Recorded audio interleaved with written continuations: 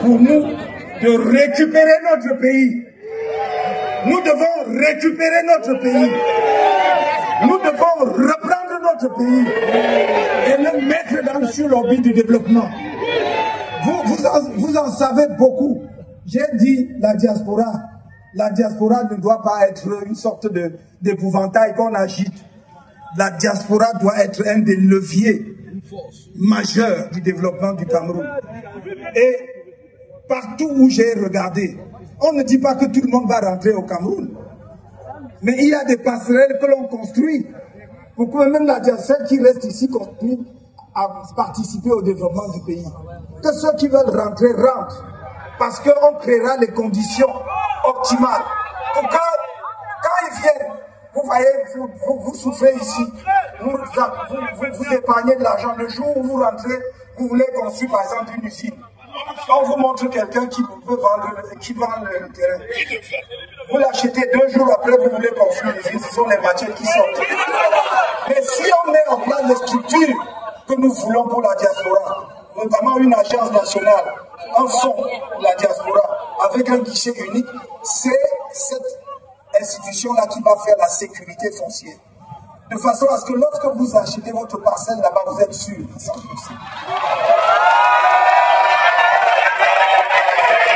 Je crois que le gouvernement du Cameroun veut lever 200 milliards. Il n'y a pas longtemps, ils sont venus sur le marché des eurobonds. Ils ont emprunté de l'argent à 10,75%. Pour un État, c'est un taux usuraire. Parce qu'à la même époque, la Côte d'Ivoire et le Bénin empruntaient autour de 6%, 5,5%, 6%. Ça, c'est notre pays. Ce sont des réalités, ce sont des chiffres que je vous donne et je peux multiplier. Donc, quand on dit que le pays ne se porte pas bien, c'est pas comme si quelqu'un a inventé quelque chose. Je ne sais même pas ce qu'on a injecté dans le cerveau de certains de nos compatriotes pour qu'ils continuent à dire des bêtises. Et la plupart du temps, ce sont ceux qui souffrent le plus, qui n'ont rien. Et tu te demandes qu'est-ce qui se passe. Mais il est temps. Je crois que mon peuple s'est réveillé. Vous ne devez plus vous endormir. Cameroun 2025. Cameroun 2025. Cameroun 2025. Il faut que ça arrive. Et je voudrais, pour terminer, c'est la deuxième articulation de mon propos, vous dire ceci. J'entends souvent, et j'ai entendu en particulier, en 2024, les Camerounais disent « le Sénégal nous parle ». Mais le Sénégal nous parle, mais nous ne comprenons pas ce que nous dit le Sénégal. Les gens ne voient que le résultat, c'est-à-dire le fait que 2 jeunes Sénégalais ont accédé au pouvoir par les urnes. Mais ils oublient toute la bataille qu'il y a eu derrière, la lutte politique qu'il y a eu derrière et qui a abouti à ces résultats. Vous voyez des Camerounais, comme on aime beaucoup le football, je suis sûr que très rapidement, là, vous allez dire, laissez-nous même, on va regarder la Champions League. Et qui vont dire, et il va s'installer devant sa télé, il va boire une bonne bière, après il va dire, mais qu'est-ce que quand toi même dit? C'est pas une affaire de canto. Qu'est-ce que nous faisons ensemble pour que ça change en 2025? Et je vous le dis ici, je le dis au peuple camerounais qui me regarde du pays. Si nous ratons en 2025, c'est la faute du peuple camerounais. Est-ce que vous avez compris? Si nous ratons le changement après lequel court le peuple camerounais depuis des décennies, ce sera la faute du peuple. Voilà, n'attendez personne. Parce que le Sénégal, pour obtenir les résultats que vous avez vus, les jeunes Sénégalais se sont battus tout au long de l'année 2023 et 2024. Il y a eu pratiquement 50 morts. Oui. Ne croyez pas que quelque part les gens se couchent et le changement et les transformations arrivent. Je ne vous ai jamais demandé autre chose que de dire, exiger dans notre pays que les gens respectent la loi. Nous demandons que les gens respectent les lois de la République.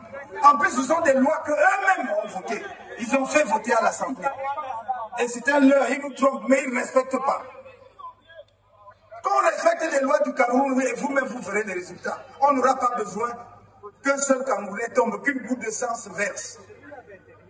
Mais je dis encore une fois, il ne faut pas prendre le peuple camerounais pour acquis. Il faut savoir que ce peuple qui est aussi patient est capable aussi de dire non, ça suffit. Et j'aime tellement mon pays pour dire, je souhaite de tout mon cœur qu'on ne passe pas par la case de la violence. C'est même pour les mêmes raisons, mes chers amis, que j'ai toujours dit que la crise anglophone devait être résolue autour d'une table de négociation, des négociations inclusives. Il y a des gens qui ont fait des théories, des grandes théories universitaires, pour montrer que deux phrases qu'ils ont apprises à l'école, hein, que l'État a le monopole de la violence légitime. Si on lui demande ce que ça veut dire, l'État a le monopole de la violence légitime. L'État n'a-t-il pas un devoir de protection des citoyens? C'est son premier devoir. C'est le premier devoir de l'État, protéger les citoyens. Et donc, j'ai toujours préconisé. Et c'est pour cela que mon message, je le réitère aujourd'hui, en direction de tous les Camerounais, en particulier de nos frères et sœurs des régions du Nord-Ouest et du Sud-Ouest. 2025 est une fenêtre d'opportunité pour un règlement politique de la crise anglophone. Un règlement politique profond où on va discuter avec tous les acteurs, où on va libérer les prisonniers politiques et où nous allons discuter des problèmes profonds, y compris la forme de l'État. J'ai toujours dit que la sécession n'est pas une option. Il faut donc que ce soit clair. Mon discours doit être clair là-dessus. La sécession n'est pas une option. Mais les discussions internes entre filles et fils d'un même peuple pour trouver les meilleures institutions qui garantissent l'autonomie, la liberté et les contributions des uns et des autres doivent pouvoir être menées. C'est ce en quoi je m'engage.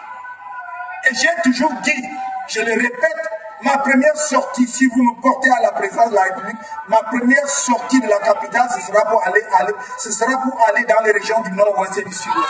La première sortie. Vous ne pouvez pas diviser un peuple et dire que vous l'aimez. Vous ne pouvez pas diviser un peuple et dire que vous voulez le développer, vous allez l'amener où? Ça n'est pas possible.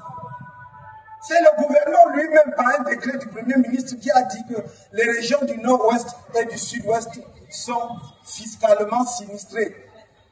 C'est-à-dire que ces régions ne participent plus à l'économie du pays. Vous pouvez constater ça depuis 2019 et vous êtes tranquille. 6 ans après, il y a donc un problème. Je pense que nos frères et sœurs qui dirigent le Cameroun n'ont peut-être plus le courage de... Mes frères, ça nous a dépassé vraiment, vous venez prendre. Mais nous devons les aider. Nous devons les aider à partir du tranquille. Aidons-les à partir, à sortir tranquille. Pour que notre pays continue. Donc, le Sénégal nous parle, tout comme l'Afrique est dans une nouvelle dynamique. L'Afrique est dans une nouvelle dynamique. Nous ne pouvons pas être sous. Je suis souvent surpris quand parfois certaines personnes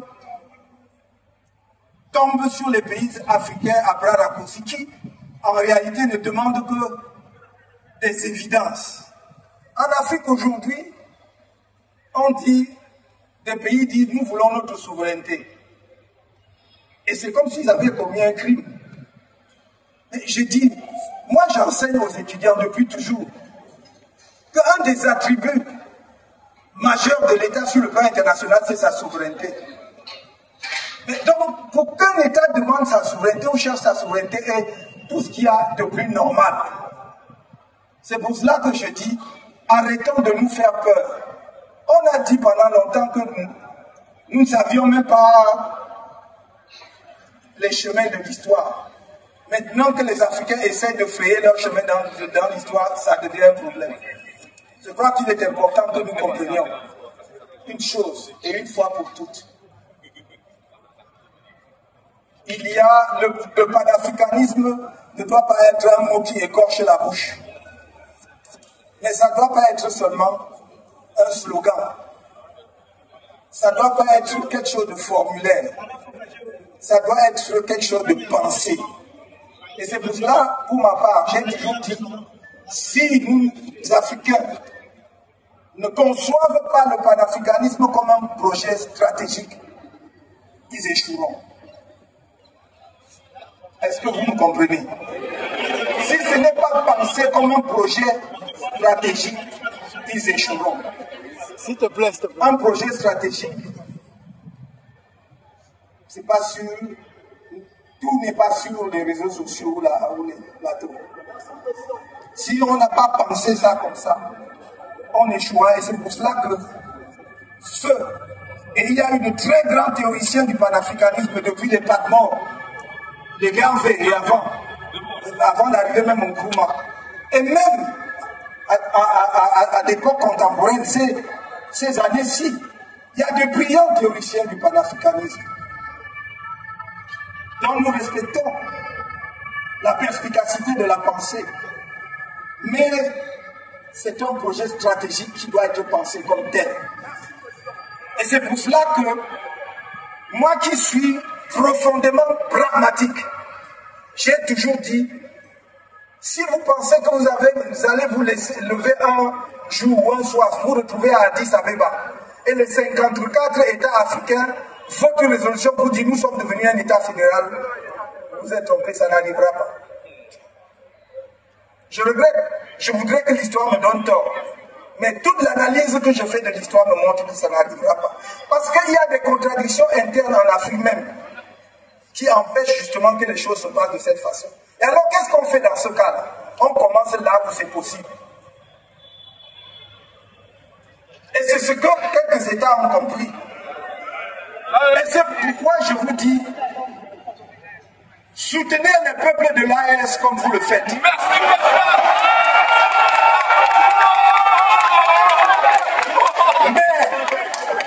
Mais soutenez aussi le peuple sénégalais. Soutenez aussi le peuple sénégalais. Vous avez tort de ne pas comprendre que la jeune équipe qui est au Sénégal joue dans une marge de manœuvre beaucoup plus étroite. Et si au lieu de les encourager, de les accompagner de diverses manières, vous voulez seulement assainir le fait qu'ils ont échoué et qu'ils n'ont pas fait comme les autres, alors vous les accompagnerez plus sûrement vers l'échec. Soutenez le peuple sénégalais. Soutenez tous les peuples africains qui font un pas dans la bonne direction. Tous les peuples africains qui font un pas dans la bonne direction. C'est-à-dire qui pensent à leur peuple, qui pensent que nous avons droit à la dignité, qui pensent que nous avons droit à la respectabilité, que nous ne sommes pas des sous-hommes, que nous méritons aussi le développement et que par conséquent, chaque fois que nous prenons des décisions, les intérêts fondamentaux de nos pays doivent prévaloir.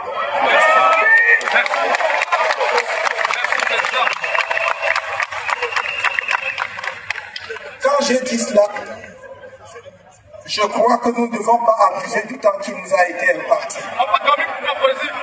Permettez que je vous dise que à la diaspora, j'ai 3 messages pour terminer.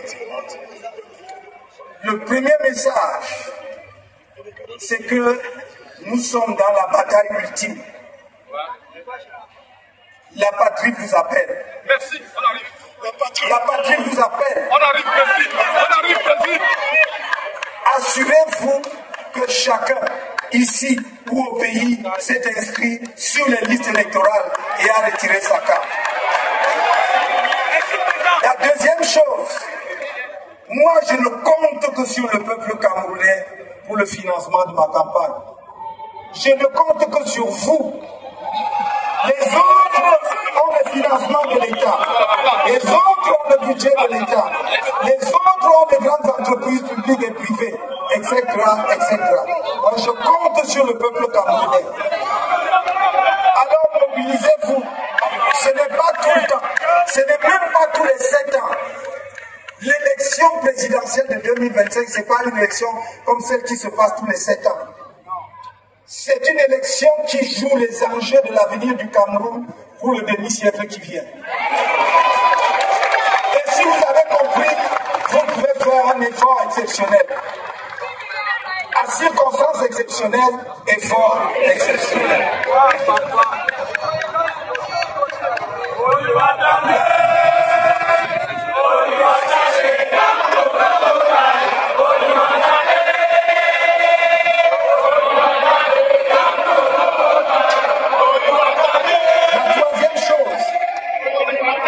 La troisième chose, c'est extrêmement important.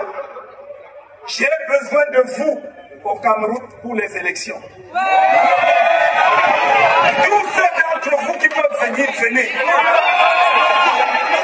Tous ceux d'entre vous qui peuvent venir, venez. Qu'on contrôle mieux les élections. Qu'on contrôle mieux les élections. Tous ceux qui peuvent venir, venez. C'est un message extrêmement important que je vous donne. Vous avez encore 4 mois de grâce préparée. Venez. Je suis sûr que vous ne viendrez pas tous. Mais si quelques centaines viennent, ça nous aidera beaucoup. Venez pour qu'on organise les élections. Venez pour qu'on défende les résultats. Venez pour qu'on prépare le moment glorieux où les Camerounais, avec la clé qu'on vient de vous donner, vont ouvrir les portes et d'étudier. Et que tout le peuple camerounais va y entrer pour célébrer cette fête. Merci. Merci, mes chers amis. Merci. Merci.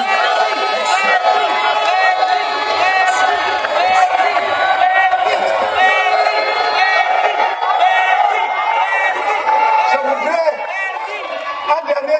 un dernier coup de chant. Je ne peux pas. Vous savez, quand on est fan de quelqu'un, c'est quelque chose. C'est totalement irrationnel. Il y a tant de personnes que j'aimerais remercier ici. Mais je dis, Richard Bona, tu ne sais pas ce que tu as fait aujourd'hui. Merci. Merci d'être là. Merci d'être là. Et l'histoire retiendra.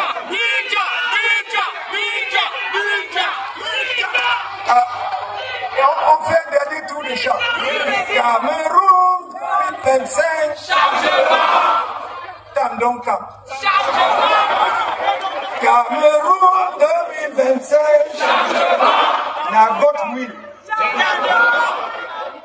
Cameroun 2025.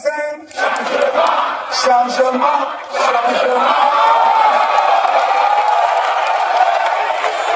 Cameroun 2025. Cameroun 2025. Cameroun 2025.